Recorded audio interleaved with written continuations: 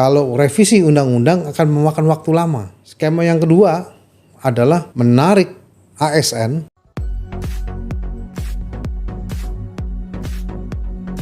Kita membahas soal 30% pengurangan anggaran untuk belanja pegawai. Kemarin kita undang terkait dengan P3K. Ya. Sekarang masih ada ekor-ekornya juga nih. Dalam undang-undang hubungan keuangan pusat dengan daerah, ada suatu klausul di pasal di undang-undang tersebut. Belanja pegawai di daerah itu maksimal 30% dari APBD.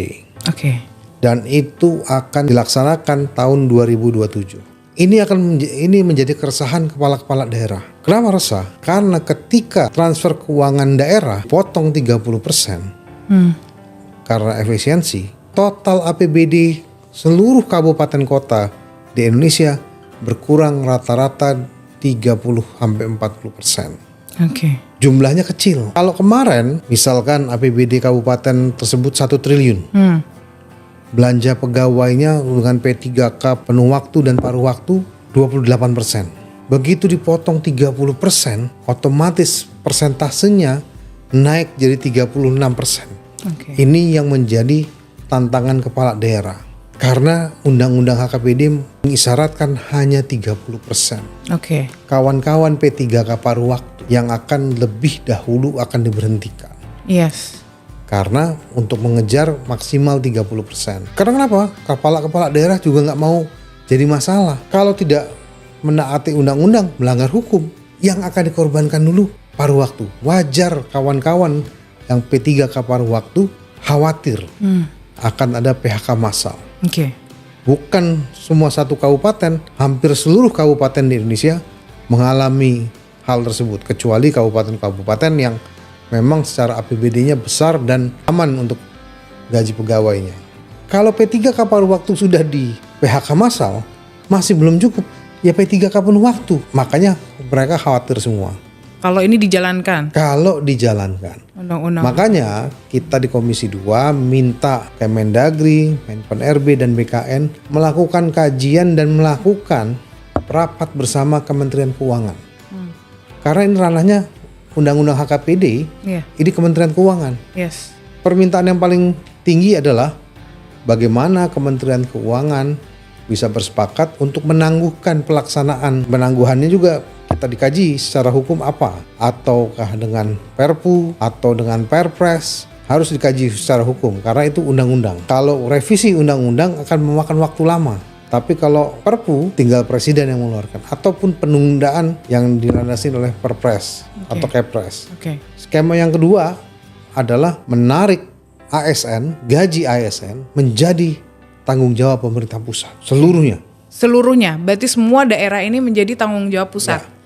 Artinya komponen dana alokasi umum untuk belanja pegawai itu dihapuskan. Itu ada alternatif kedua. Alternatif ketiga, kawan-kawan P3K gajinya dioper ke belanja barang dan jasa, bukan di belanja P3K seluruhnya atau P3K paruh waktu. Kalau nggak cukup P3K penuh waktu juga. Tapi ini akan menimbulkan kekhawatiran juga kawan-kawan. Karena barang dan jasa itu nggak wajib dibayarkan. Dengan belanja pegawai itu yang wajib dibayarkan tiap bulan. Kalau barang dan jasa mereka tergantung anggarannya ada dibayarkan. Berarti ini artinya impact-nya nanti adalah ketidakpastian untuk pembayaran. Tapi tidak ada PHK massal. 3 skema ini salah satunya dipilih ketika berada di pusat harus ada penyesuaian baik dari penilaian dan yang lainnya. Betul. Di pegawai yang P3K yang ada di daerah, baik paruh waktu maupun full time ya kan, penuh waktu. Itu sebenarnya skema itu bisa menjadi skema jangka panjang kan Pak? Kita dialihkan menjadi pegawai pusat, ada konsekuensi. Daerah tidak punya kewenangan lagi ngatur. Termasuk perekrutannya? Iya, itu resikonya. Pasti pusat kan saya kan yang tanggung jawab, bayar. Masa saya nggak bisa ngatur? Kalau daerah menyanggupi membayar, membuat analisis tentang belanja pegawainya dan memungkinkan untuk membayar, pasti akan disetujui oleh Menpan RB untuk penambahan formasi. Karena penyebabnya adalah pemerintah pusat, transfer keuangan memang dikurangi, solusinya harus dari pemerintah pusat juga. Makanya saya pilih opsi yang paling lunak adalah penundaan pelaksanaan Undang-Undang HKPD. Oke. Sampai kapan penundaannya? Ya sampai efisiensi anggaran selesai. Oke. Berarti belum. Pemotongan TKD selesai. Oke. Kalau masih 2028 dipotong lagi, ya tunda lagi. Sembari kita membenahi daerah bagaimana kemandirian daerah, Oke. kemampuan keuangan daerah. Banyak daerah masih mengandalkan transfer keuangan daerah dari pusat. Yang akan dievaluasi apakah pelaksanaan otonominya atau apa nih? Bagaimana tata kelola pemerintahannya harus dievaluasi. Oke. Kayak tadi contohnya Bapak menyampaikan ada yang tahun 2027 nanti mereka habis masa kontrak penuh waktu. Kalau penuh waktu nggak ada. Kalau penuh waktu rata-rata 3 tahun. Dan sudah ada beberapa P3K yang berjalan sudah cukup lama dan habis masa kontrak 3 tahunnya di 2027 itu seperti apa? Sebenarnya nggak ada masalah. Yang masalah pasti paruh waktu. Oke. Kenapa? Paruh waktu kontraknya paling pendek.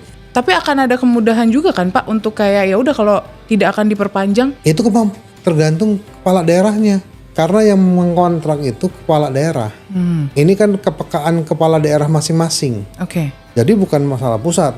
Masalah pusat sekarang bagaimana di daerah mengatur kinerja P3K. Didapatkan evaluasi yang memadai kinerja dia. Kalau kinerjanya bisa dipantau, kinerjanya bisa dipertanggungjawabkan, tidak bisa dipecat semena-mena. Kan kita tahu kontraknya ini yang dikhawatirkan saat ini dengan adanya case belanja, pembatasan belanja 30%, ini adalah timbul kekhawatiran gini. Oke, ketika kita dikontrak ini paruh waktu maupun penuh waktu ya Pak ya.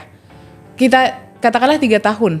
Kalau tidak diperpanjang berarti ada kemungkinan juga kan? Tidak diperpanjang itu tergantung evaluasi kinerja. Oke.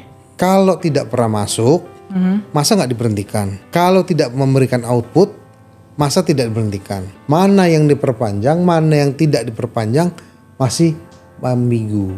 Oke. Itu yang celah banyak akan dimainkan di Badan Kepegawaian Daerah. Pemerintah daerah memberhentikan P3K paruh waktu ya. Iya, paruh waktu. Oke. Karena yang beban beratnya sekarang paruh waktu, bukan P3K penuh waktu. Kita di pusat meresponnya karena ini adalah gawe pusat, memotong 30% efisiensi, harus ada relaksasi dong dari pusat. Oke, yaitu dengan penundaan itu. Kan sudah kasih daerah dikasih stick dah. Udah dipukul lah, 30% dipotong. Kalau di undang-undang dipaksakan kan jadi konyol. Makanya direlaksasi, ditunda. Kita minta penundaan itu. Oke, intinya dengan penundaan itu kita sembari menata semua agar jauh lebih baik, termasuk dengan evaluasi itu dengan sistem penilaian yang jelas.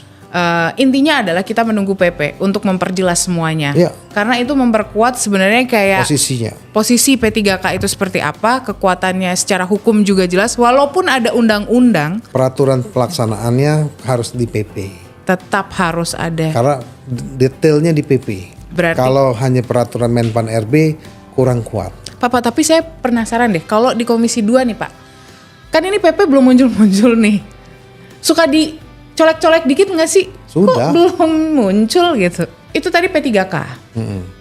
Paruh waktu maupun penuh waktu.